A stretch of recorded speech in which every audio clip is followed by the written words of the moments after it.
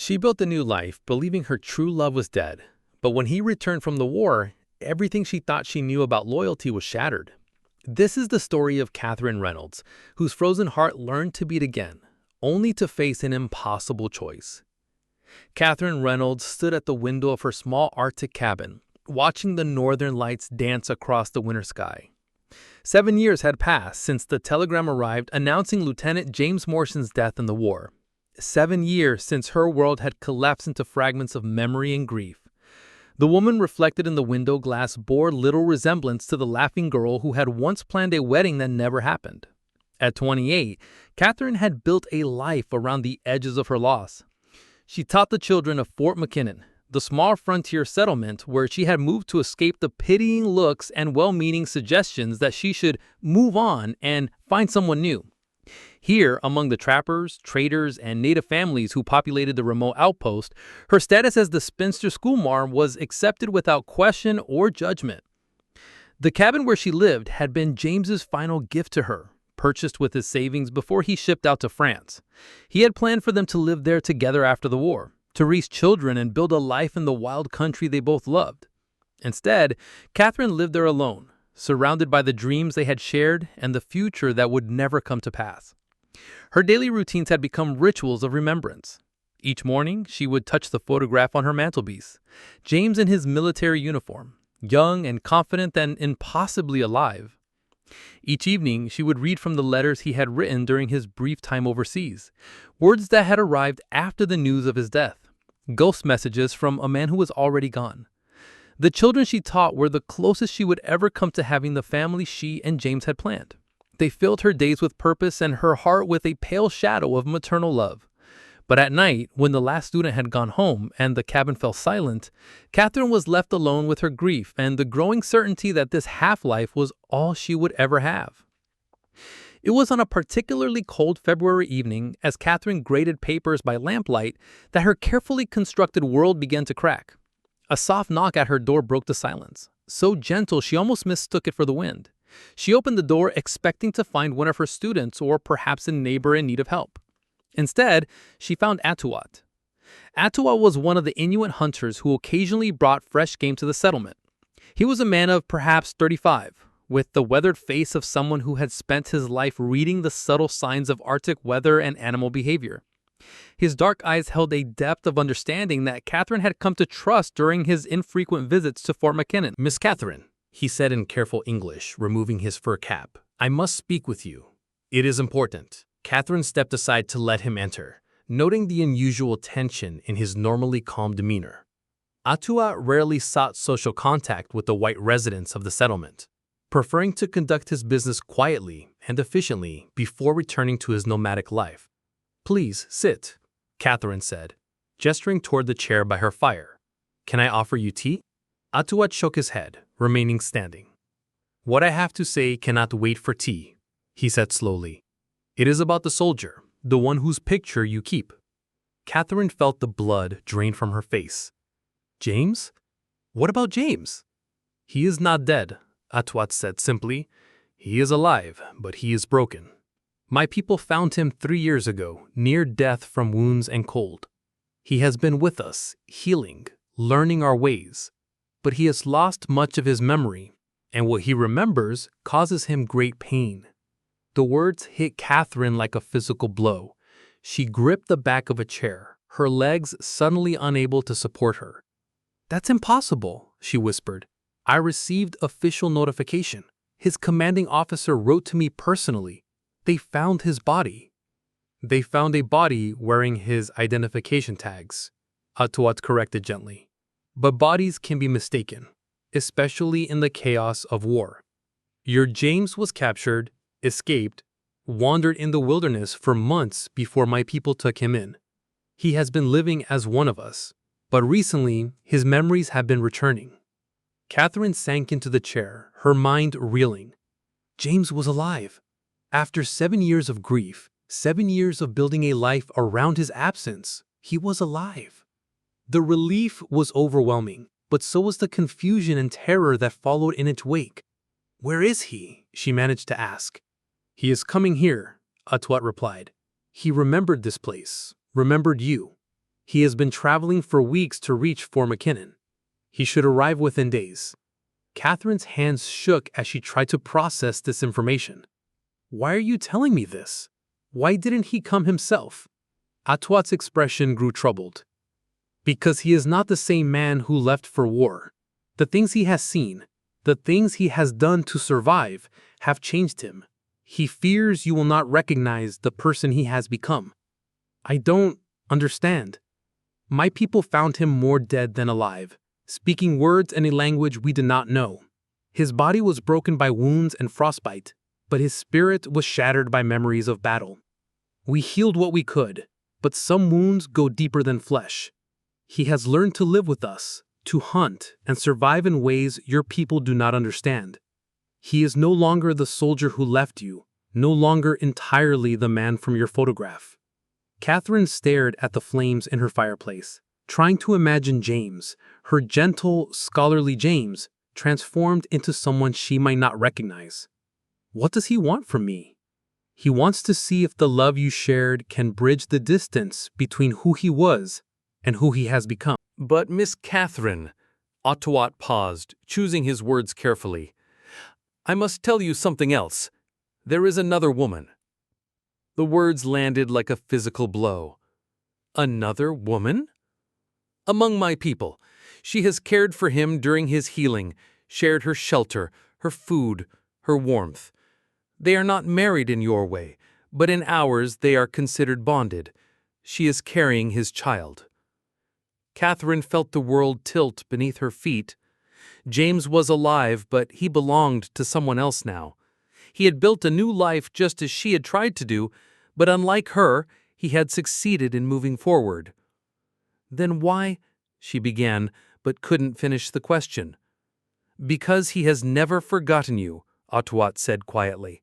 Your name was the first word he spoke clearly when his memory began to return. The photograph he carried was damaged by water and blood, but he kept the pieces. He has drawn your face in the snow, carved your likeness in bone, spoken of you in his dreams. The woman who cares for him knows she is competing with a ghost. Catherine's mind raced with questions, emotions, possibilities. What am I supposed to do with this information? That is for you to decide, Atuat replied, moving toward the door. But you should know that his return will not be what you have dreamed. He is not the man who promised to marry you 7 years ago. That man died in the war, even though his body survived. After Atuat left, Catherine sat alone in her cabin, staring at James's photograph and trying to reconcile the smiling young soldier with the broken stranger who was apparently traveling toward her. The life she had so carefully constructed around his memory suddenly felt as fragile as ice in spring. What would you do if the love of your life returned after years of believing they were dead, but they had become someone completely different and built a new life with someone else? The 3 days that followed passed in a haze of preparation and dread. Catherine found herself unable to concentrate on her teaching, her mind constantly wandering to imagine scenarios of James's arrival. She cleaned her cabin obsessively, as if the right arrangement of furniture could somehow prepare her for seeing a dead man walk through her door. She also found herself examining her own life with new eyes. 7 years of grief had not been entirely wasted. She had become a respected member of the Fort McKinnon community, had touched the lives of dozens of children, had found a kind of peace in her solitary existence. But she realized now that peace had been built on the assumption that James was beyond reach, that her choice was between memory and emptiness. Now suddenly there were other possibilities to consider. James was alive, but changed. He loved her, but loved another. He was coming to her, but might not stay.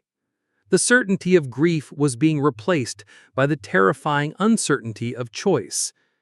It was during her afternoon lessons on the 4th day that James Morrison walked back into her life.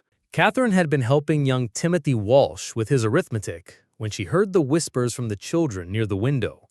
"Strange man coming," one of them said. "Looks like an Eskimo, but taller. Catherine moved to the window and saw him immediately, despite the years and the changes Atwat had warned her about. He was thinner than she remembered, his face weathered and marked by scars she didn't recognize. His clothing was entirely native, fur parka, mukluks, and the kind of practical gear that spoke of years spent surviving in the wilderness. But his stride was unmistakably James's, and when he looked up at the schoolhouse window, she saw the blue eyes that had haunted her dreams for 7 years. "Children, please continue with your work," Catherine managed to say, though her voice sounded strange even to her own ears. "I need to step outside for a moment." She walked out of the schoolhouse on legs that felt disconnected from her body, each step taking her closer to a moment she had imagined thousands of times, but never truly believed would come. James stopped walking when he saw her, and for a long moment they stood 20 feet apart, studying each other across the gulf of 7 years and immeasurable change. He was the first to speak. Catherine. Her name sounded different in his voice, rougher somehow, marked by years of speaking other languages and surviving in conditions that had left their mark on everything about him. James. She had dreamed of saying his name to his face again, but the reality was nothing like the fantasy. This man was both the boy she had loved and a complete stranger. "You look," he started, then stopped, apparently unable to find words for what he saw in her face. "Different," Catherine supplied. "Older?" "Beautiful," James said simply. "Still beautiful." "I was afraid." He didn't finish the sentence, but Catherine could guess what he had been afraid of. That she would have changed beyond recognition, perhaps? That 7 years would have erased whatever had once existed between them. "Atwat told me you were coming," Catherine said, needing to break the silence that was stretching between them. "He told me other things as well." James's expression grew pained. About Nayeli. The name hung in the cold air between them. Nayeli. The woman who had cared for him, healed him, loved him when Catherine had believed he was dead. The woman who was carrying his child. "Yes," Catherine said quietly. "About Nayeli." "I need you to understand," James said, taking a step closer. "When I woke up among Atwat's people, I remembered nothing clearly. I knew I was lost, that I had been fighting in a war, but everything else was fragments. Your face would come to me in dreams, but I thought you were a fantasy, a beautiful ghost my mind had created to cope with the horror of what I had experienced."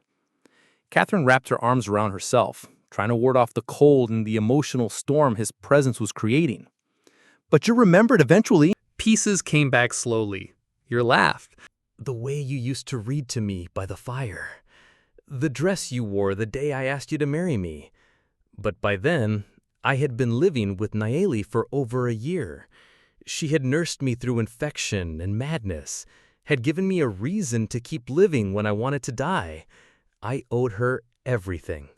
And now, James was quiet for a long moment, looking at her with an expression of such longing and pain that Catherine felt her heart break all over again.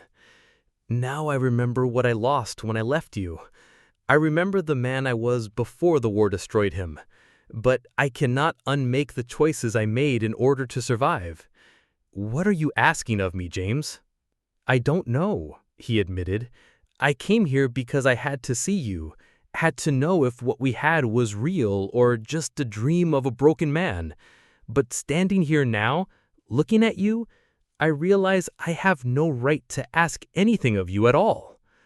Catherine studied his face, seeing the boy she had loved overlaid with the man he had become. The war had marked him in ways that went far beyond the visible scars. There was a wariness in his eyes that spoke of things seen and done that could never be forgotten. A careful way of holding himself that suggested he was always prepared for danger. "Tell me about her," Catherine said suddenly. "About Nayeli." James looked surprised by the request, but after a moment he began to speak. "She is strong in ways I didn't know a person could be strong. She found me half dead in a blizzard and carried me to safety on her own. She fed me when I was too weak to hunt, protected me when other members of her tribe questioned taking in a stranger, taught me to survive in a world completely different from anything I had ever known. Do you love her? The question hung between them like a challenge. James was quiet for so long that Catherine began to think he wouldn't answer. I love her the way a man loves the person who saved his life, he said finally. I love her for her strength, her kindness, her patience with a broken stranger who brought nothing but trouble into her world. But Catherine, he paused, and Catherine saw him struggle with words that would either heal or destroy whatever remained between them. But, she prompted, but I have never stopped loving you. Even when I couldn't remember your name, some part of me knew I was incomplete. You were the missing piece of my soul, and finding my way back to you has been the driving force behind every choice I've made since my memory returned. Catherine felt tears freezing on her cheeks.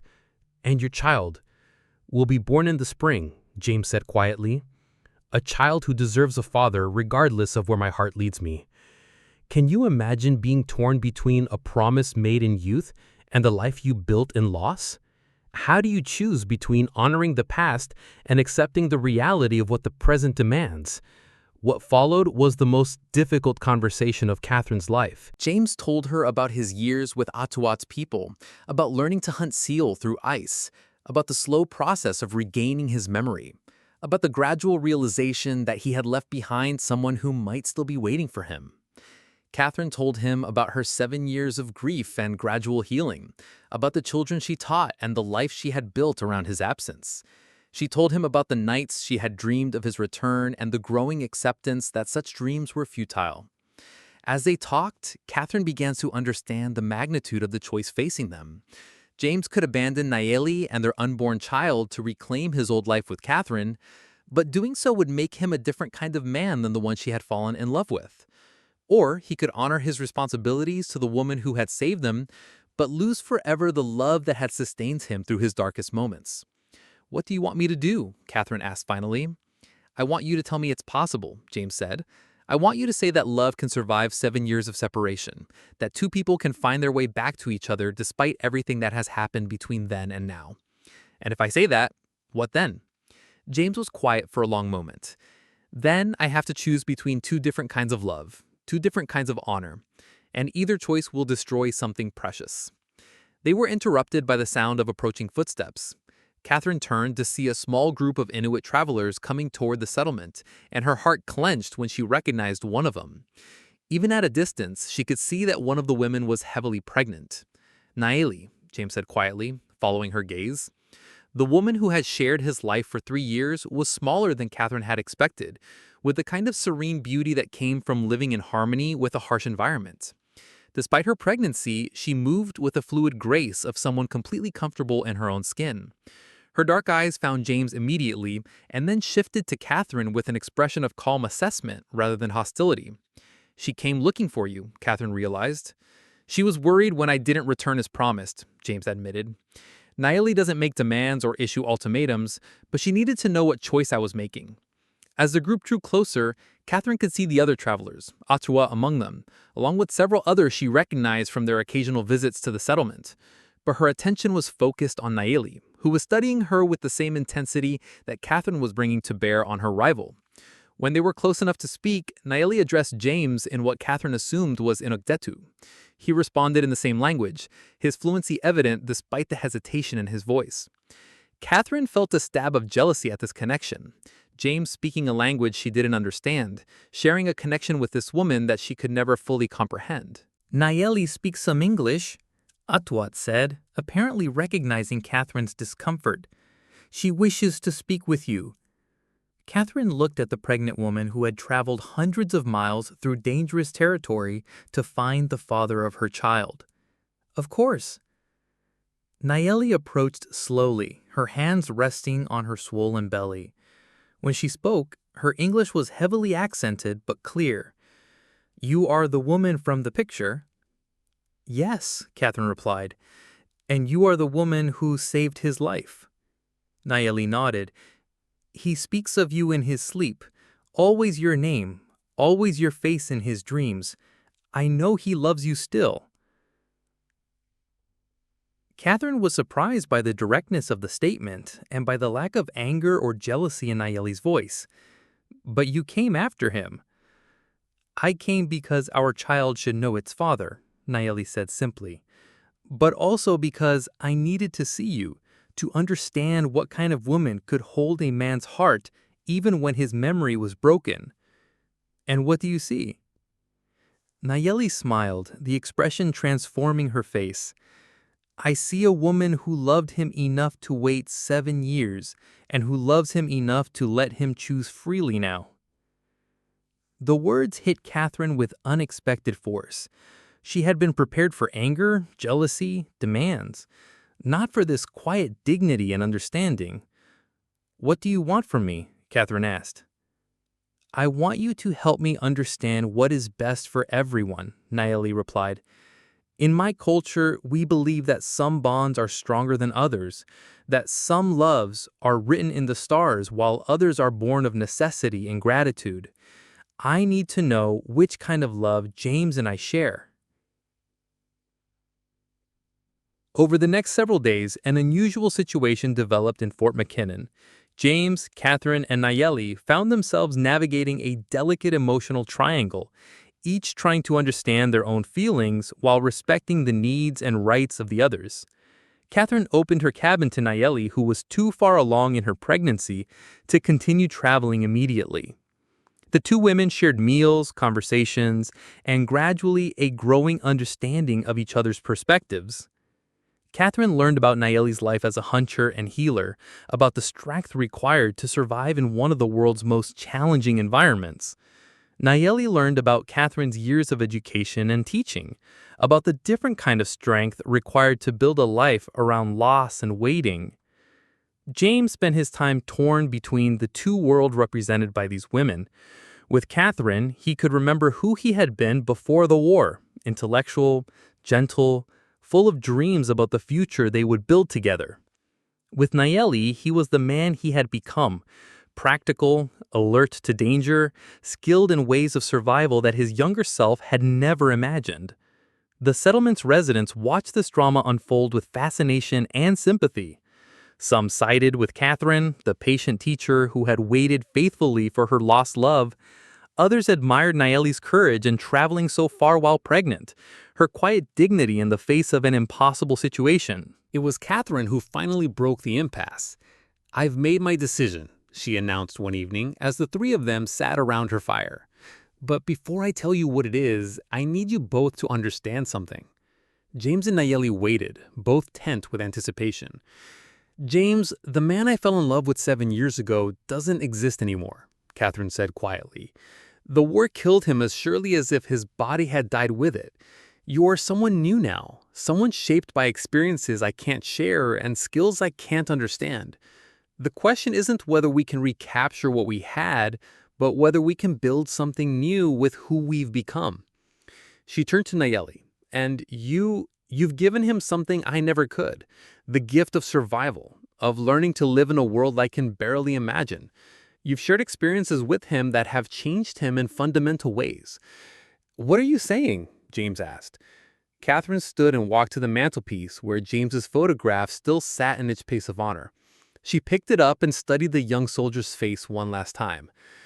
"I'm saying that I release you from any promises we made to each other 7 years ago," she said, setting the photograph face down on the mantel. "That young man and the girl he loved no longer exist. We are different people now, with different needs and different responsibilities." "Catherine," James started, but she held up her hand. "I'm not finished. James, you have a child coming who needs a father. You have a woman who has given you everything and asked for nothing in return. You have a life among people who accepted you when you were broken and helped you become whole again. Those are not bonds you can simply walk away from without losing the best part of who you've become." Nayeli reached out and took Catherine's hand, squeezing it gently. "You are giving him up." "I'm giving him the freedom to choose without being bound by promises made by people who no longer exist," Catherine corrected. "If he chooses you, it won't be because he's trapped by duty or circumstances. If he chooses me, it won't be because of nostalgia or guilt over broken promises." James stared at her in amazement. "And if I choose you?" Catherine met his eyes steadily. Then you choose me knowing the full cost of that choice. You choose me understanding that we would be building something entirely new, not recapturing something that was lost. And you choose me knowing that I would never ask you to abandon your child, which means your relationship with Nayeli and your responsibilities as a father would be part of any life we built together. The silence that followed was broken by Nayeli's quiet laughter. You are a wise woman, Catherine Reynolds. I understand now why James could never forget you. What do you mean? I mean that you have just solved an impossible problem by refusing to see it as a problem at all, Nayeli replied. You are not asking him to choose between his past and his present. You are asking him to choose what kind of future he wants to build. James looked between the two women who had shaped his life in such different ways. And what kind of future are you offering? Catherine and Nayeli exchanged glances, and in that moment, something passed between them that surprised them both. We are offering you a future where you don't have to lose either of us, Catherine said slowly, working out the idea as she spoke. Where your child grows up knowing both parents, where I learn the skills I need to survive in your new world, where Nayeli teaches me what she taught you about finding strength in impossible circumstances. You would do that? James asked, his voice filled with wonder. You would share me? I would share a life, Catherine corrected, not just with you, but with the people who have become part of your family. In my culture, that might seem impossible, but Nayeli's people have different ideas about family, about what love looks like, about how people can care for each other. Nayeli nodded. Among my people, it is not unusual for families to form in ways that outsiders might not understand. What matters is not the structure, but whether everyone is cared for, whether children are raised with love, whether the bonds between people are based on respect and genuine affection. Are you sure? James asked, looking at both women with an expression of hope and disbelief. Are you both sure this could work? Catherine looked at Nayeli, seeing in her dark eyes the same uncertainty and hope she felt in her own heart. I think we're both sure that the alternative, losing you entirely, is worse than trying something unprecedented. What followed was unlike anything any of them had imagined when James first walked back into Catherine's life. Instead of forcing an impossible choice, they began to explore what it might look like to build a life together that honored all of their bonds and responsibilities. The practical details were challenging, but not insurmountable. Catherine would need to learn skills that would allow her to survive in the Arctic environment where James and Nayeli were most at home. Nayeli would need to adapt to aspects of settler culture that would benefit their expanded family. James would need to find ways to bridge the two worlds he had inhabited, helping each woman understand the other's perspective and needs. But more than practical considerations, they had to navigate the emotional complexity of a relationship that none of them had ever imagined. Catherine had to confront her jealousy and possessiveness, learning to see Nayeli not as a rival, but as a partner in building the life James needed. Nayeli had to overcome her initial suspicion of Catherine's motives, gradually coming to trust that the other woman's love for James was genuine and unselfish. James had to learn to be fully present with both women, not dividing his attention and affection, but finding ways to multiply it. The birth of Nayeli's daughter in the spring became a turning point for all of them. Catherine was present for the delivery, helping Nayeli through the difficult hours of labor, while James paced nervously outside. When she first held the baby, James's daughter, Catherine felt something shift inside her heart. This child represented not a threat to her relationship with James, but an expansion of it. They named the baby Siku, which meant ice in Nayeli's language, but also represented strength, purity, and the kind of beauty that could only exist in harsh conditions. Catherine suggested the middle name Hope, and James agreed that it perfectly captured what the child represented for all of them. As Siku grew from infant to toddler, the unconventional family found its rhythm. Catherine continued teaching the settlement's children, but she also began learning traditional Inuit skills from Nayeli. She discovered that she had a natural aptitude for some aspects of Arctic survival, particularly the complex calculations involved in predicting weather patterns and animal behavior. Nayeli, meanwhile, began helping Catherine with her teaching duties. bringing traditional knowledge and perspectives that enrich the children's education. She taught them about medicinal plants, about reading the subtle signs that indicated changes in ice conditions, about the complex social structures that govern traditional Inuit communities. James found himself serving as a bridge between worlds in ways he had never anticipated. His experience with both cultures made him valuable as a translator and mediator, helping to resolve conflicts between settlers and native peoples. He also discovered that his war experiences, painful as they were, had given him insights that were useful in helping other veterans who struggled with their own traumas and readjustment difficulties. The years that followed brought challenges no conventional family ever faced. There were times when Catherine felt excluded from the cultural bonds between James and Nayeli. Times when Nayeli struggled with aspects of settler society that seemed arbitrary and cruel. Times when James felt torn between competing demands and expectations. But they were also joys that none of them could have experienced alone. Catherine watched Siku take her first steps and speak her first words in 3 languages. Nayeli learned to read and write, opening up new worlds of knowledge and communication. James found peace with his war memories through the healing traditions Nayeli taught him and the intellectual companionship Catherine provided.